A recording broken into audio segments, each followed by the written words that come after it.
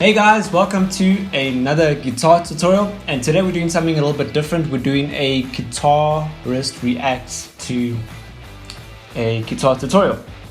My friend Paul here, alright?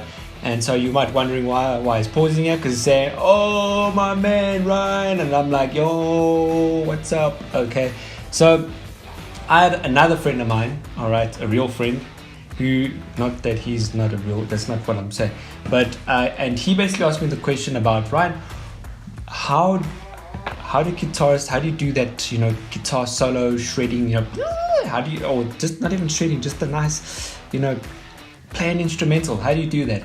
And to which I'm sort of putting two in one, which is my reaction to this guitar tutorial, and I'm going to try and briefly explain what Paul Davids was talking about.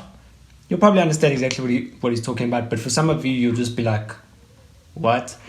And that is the thing of the pentatonic scale, and you'll see what Paul Davids here does. And then I'm going to just show you something very small after this about, from my opinion, how to get guitar instrumental and soloing right. Okay, so let's watch what Paul Davids here has to say. Horizontal versus vertical. Let's go a bit more back. To explore something I'd like to call horizontal versus vertical improvising. Question: what is horizontal and vertical improvising? I'm glad you asked. So let's start off with horizontal. We know the backing track is in the key of C sharp minor, and that's all we care about right now.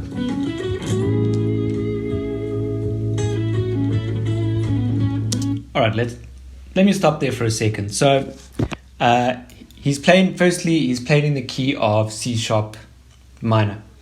Now, what is this key thing that we always talk about? Well, a song will be in a specific key, and how we work out the keys. Now, you know that in music theory we have A to G. All right, and so you can say, instead of all the other different band members doing whatever they're playing in different keys, to get the whole band to play together harmoniously in harmonics together in the same key, harmonious. Anyway, that's a new word for me. They choose a key to write the song in, and within that scale of that key, you can play your notes. So just to show you quickly, the key of C, and to work out, C sharp minor. And what we do is we use this formula: whole, half, whole, whole, half, whole. And I don't know if you've ever heard of this formula over here, but a whole is basically, so if you look at a note, let's say A. The next note next to A is B, right? The next note after that is C. So, but between A and B is A sharp. So a whole is from A to B, because two halves make a whole. And from A to A sharp is a half, and between A sharp and B is another half. And so two halves make a whole.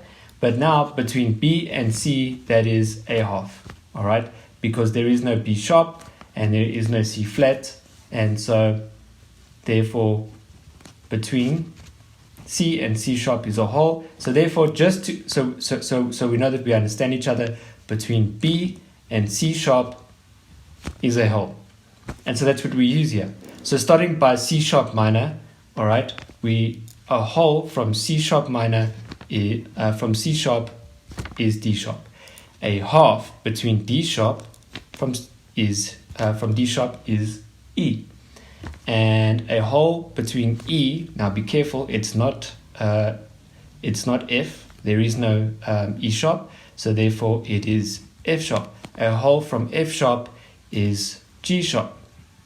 All right, and so I continue my theory. So in the key of C sharp minor means that you can play any of these notes within the song, and then you're in key. Right, let's continue. We don't really care about the chord changes other than try to make it sound good with the notes we're playing.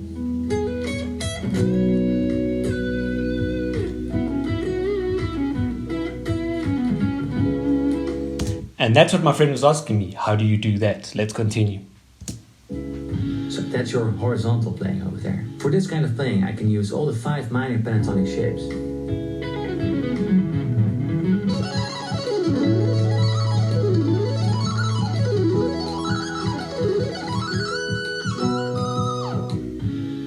But I'm only playing 5 different notes because the pentatonic scale is made up of only 5 unique notes. So that's your horizontal. Alright, so a normal scale consists of, let's look at our paper here, 1, 2, 3, 4, 5, 6, 7. And the 8th note being the octave. But now, when we play the pentatonic scale, pentatonic, we are doing the first, we are doing the second, the third, and the fifth, and the sixth. So which means that the C sharp minor pentatonic scale will consist of C sharp, D sharp,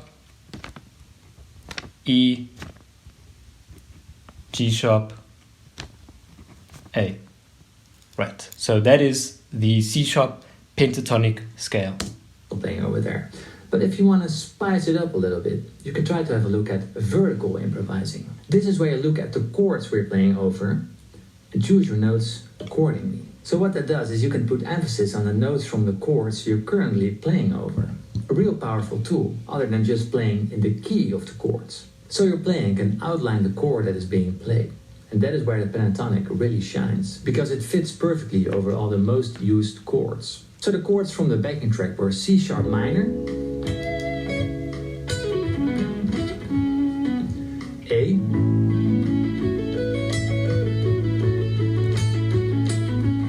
E,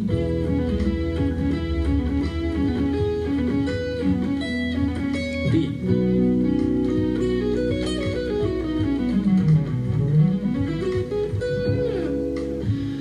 So you see, I was mostly playing in the same positions, but I was changing scales each time a chord changed. And I totally understand if you don't know all the shapes I was playing. So at first you can really just focus on the positions you do know. So the shapes I was playing were C sharp minor, A major, which you can see as the same as F sharp minor,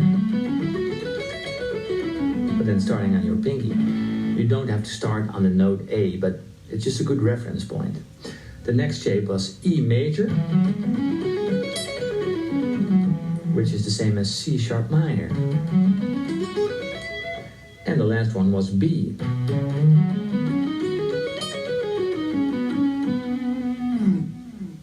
So 4 different scales.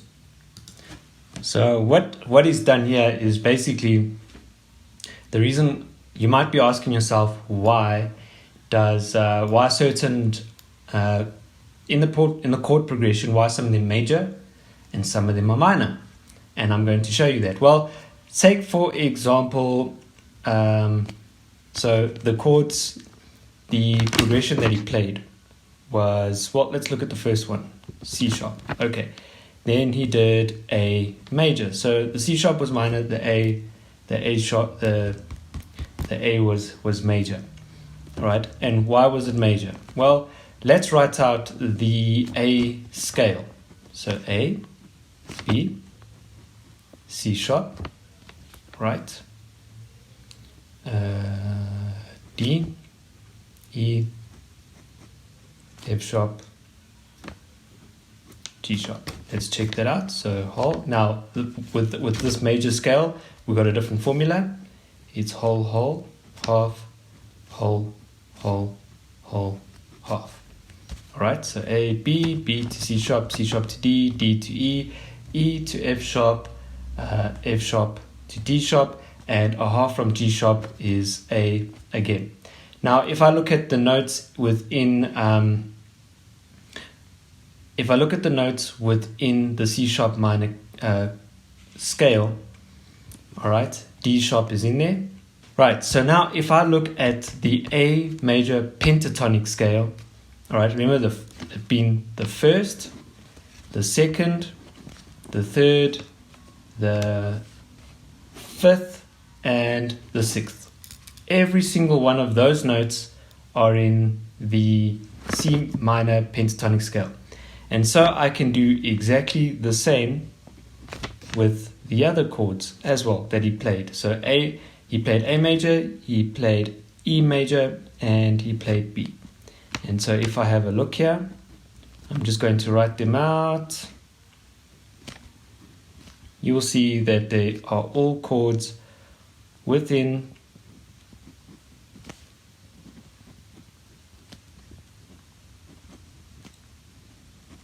the C sharp major. Now take for example the A major. If I made it a minor, which is the blues, if I had to include the C on, well, if it had to be the minor, it would mean that the third would be a C, which is not in the C sharp major pentatonic. And so that's how you determine if it's a major or minor, depending on that third. If it's flat or fifth, that's how you know if it's a major or minor. I hope that you clearly understand what I'm saying there. All right, and so that's what he did here basically. So what normally happens is that you saw all the different shapes. Now where did he get all those shapes from? Well, it was literally the pentatonic scale, and usually what happens is that you can put, if you look at your fretboard and you look at those chords, you put 1 or 2 notes per string, and you go down like that. It creates a shape, and that shape you can use across the fretboard, as you saw what he did.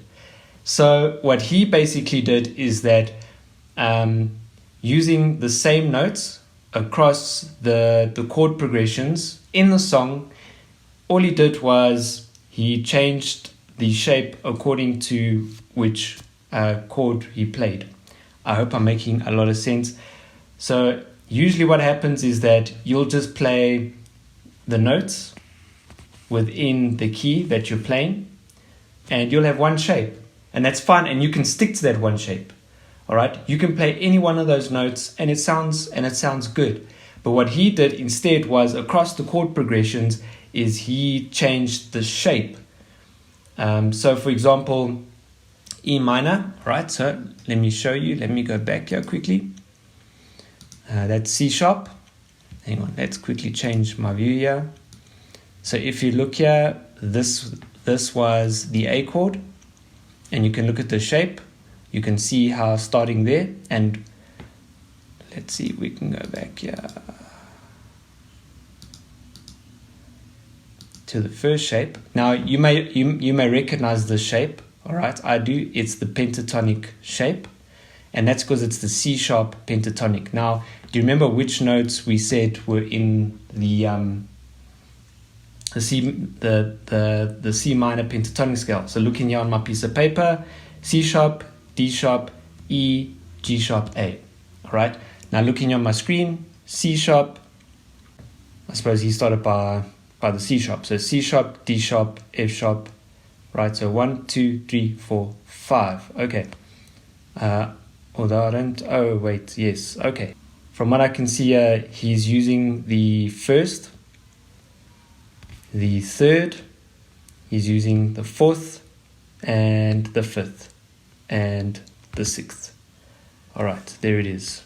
Okay, C sharp, C sharp, C sharp, E, F sharp, G sharp, B. Now that is the pentatonic scale, right, for C sharp.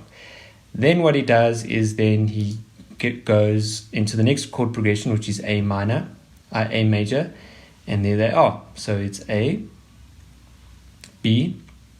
Remember, we wrote it down. A, B, C sharp, E, and F sharp. Okay, there. 1, 2, 3, 4, 5.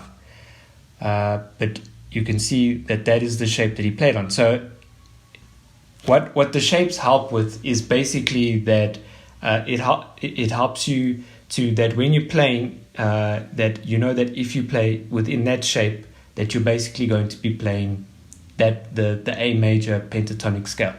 And so he did the same with all the other shapes, with all the other notes as well, that then created this nice, tasty sort of like lick. Not lick, instrumental. But something that I don't know if you picked up, that while he was playing across all the different notes, it wasn't sounding very melodic. So he wasn't playing with expression. He was literally just going across the notes like that, and it sounded cool. And I think that's the thing with the pentatonic scale, is that well, it sounds cool. So if I grab my guitar here, all right, let me move my camera out the way. I don't want to knock it over. So if I look at that pentatonic note, now I know, for example, so this was the shape, right? So watch here.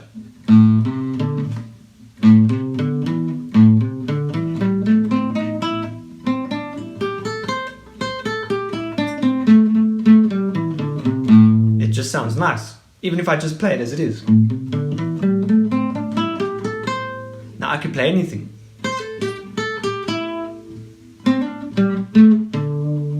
Just sounds nice. I'm just randomly picking.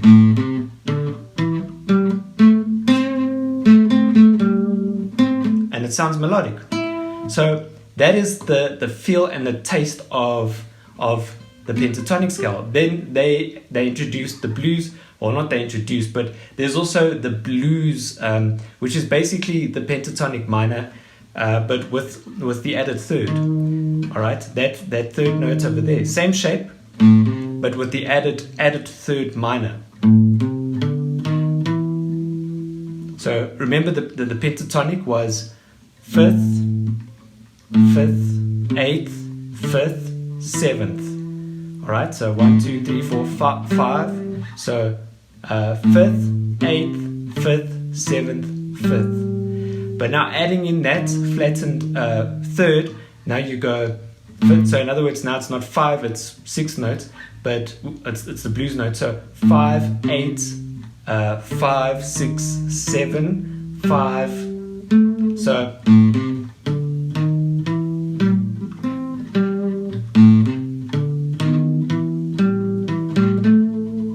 and so if you continue with those same notes going down, right?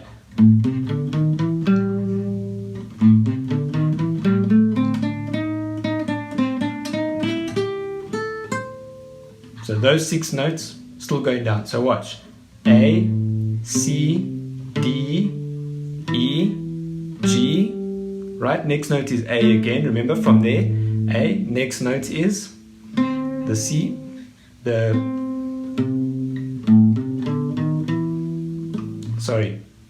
The blues scale. So A, yes, A, C, D, D sharp, E, G, back to A again.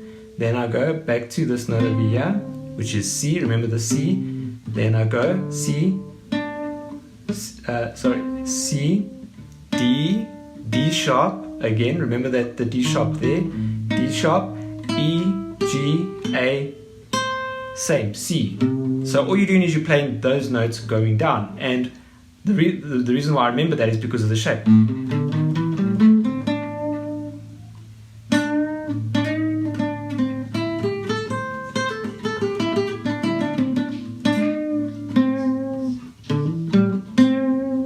And so you can see how already just that those notes gives it a specific taste. But now what's missing here for me is the melody. And so this is the question that my friend was asking, because he said, yeah, I know those shapes and all of that, but how do you get the melody, the taste, the expression? All right, and the best way, from my opinion, that I can explain it is this is something that comes from within you as a musician or as an artist.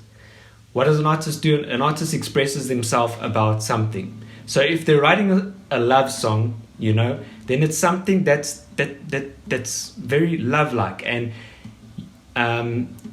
I did a tutorial on something called licks, which helps you to create these instruments. And what a lick is just a short little. So that's like a lick. It's just a short piece. It's just those favorite little things that we like to do.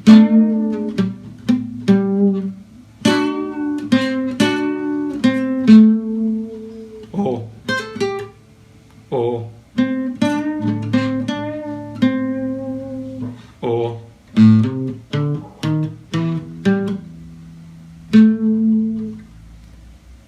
you get all these little pieces of expression, and you can use those pieces to help you express something. So if I told you that I was eating an apple, how would I express the eating of an apple? If I'm thinking about it's how a nice juicy apple it is, the taste, how it makes me feel, how would I play a melody to that? What would I play?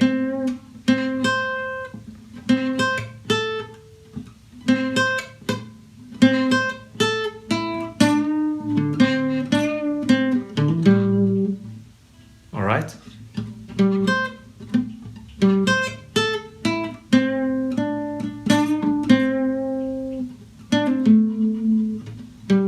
Find something that's like smooth, right? So there, sounds refreshing, right?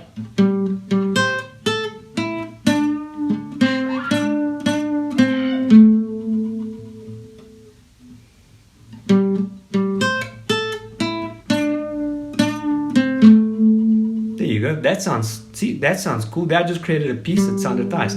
Now, what if I told you I was eating a banana? What would that make you think of, right?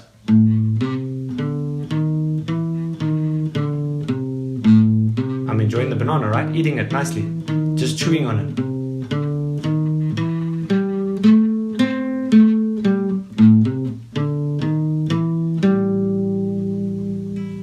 Different kind of feel. Now guess what? The same piece that I can use for eating a nice fresh juicy apple, I can use it in a love song. Why? Because it's smooth, it's something that's, emotional.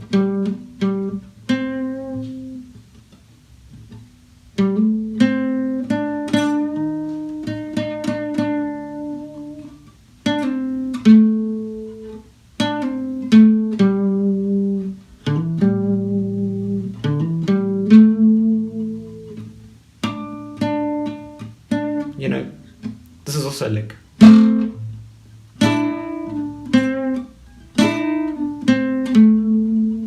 It's just those small expressions. How would you, and of course all of this I did in a pentatonic scale, right?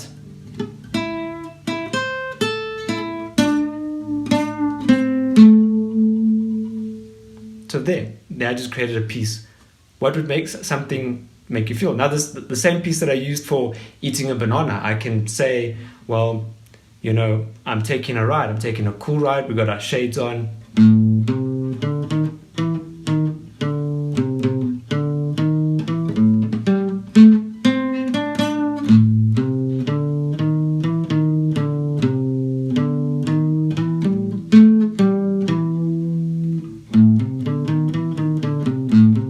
Car chase.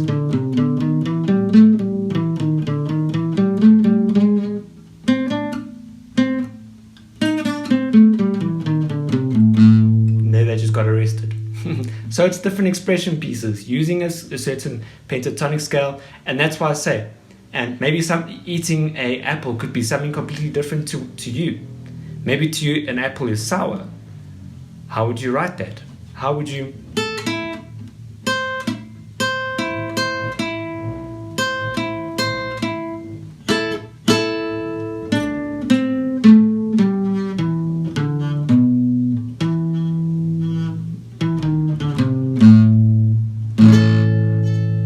That's all, folks. All right. So I would like to sum it up and this tutorial by saying this: writing an instrumental piece is not there's no lesson out there that can tell you how to write an instrumental for a love song, how to write an instrumental for a holiday, it's definitely something as an artist that you need to be able to think about how it makes you feel. and then to use something in theory like the pentatonic scale, like the blues scale, maybe it's some other scales that you get. Music goes wide, and deciding which scale or which whatever you're going to use to help you best express how you feel about something. All right, and like I said, look into licks, guitar licks, and that's also a very cool thing. It helps you to sort of practice expressive pieces on how you feel in that. And so I hope that has blessed you as much as what has blessed me. I know that that's helped someone out there. Guys, check you guys next week. Please subscribe to this channel to support what we're doing, and also like this video because I know you liked it. Until next week, cheerio.